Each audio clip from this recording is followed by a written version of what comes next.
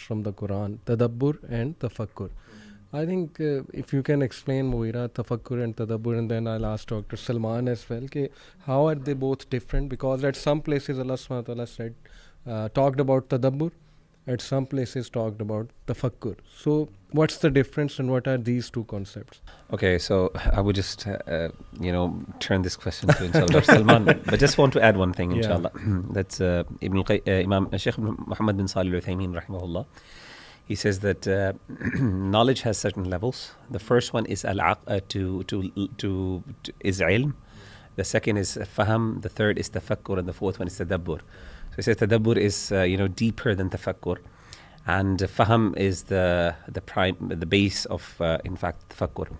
So that's the basic understanding, but I would suggest, because he has actually conducted a tadabbur session as well, so I would just say that what is the philosophy behind that, inshallah. I mean, talking about just what we were talking about a second ago, Allah says, أَفَلَا يَتَدَبُّرُونَ الْقُرْآنَ أَمْ عَلَىٰ قُلُوبٍ أَقْفَالُهَا. Do they not have tadabbur and reflect deeply over the Quran, or are there locks on their hearts? Right. So it's the heart that carries out the tadabbur, right?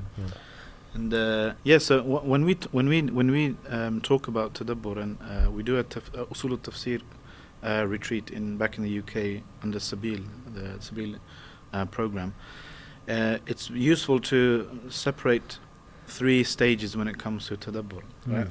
The first stage is in the principles of tafsir is to separate the text, words, letters make words make sentences, right? This is the text. The second stage is the intended meaning of the text. That's called tafsir. And that's a process we technically call tafsir. Right. Yeah. Right. But importantly, and this can only be done by a mufassir who's qualified, right? Exactly. This is not something that anyone can actually come up with. Yeah. It has it's not a personal reflection. Yeah, it's lots of specific criteria, strict criteria, because you're not saying this means that, you're saying Allah intended by this X, Y, Z. This is the meaning that Allah had intended when He actually said these words. That's actually, subhanAllah, a big thing. But the Quran is not like closed for us. The Quran is open for us, all of us to reflect on. Exactly. And that's the third stage, tadabbur. So tadabbur is anything in the usul al-tafsir paradigm. Tadabbur is anything beyond tafsir.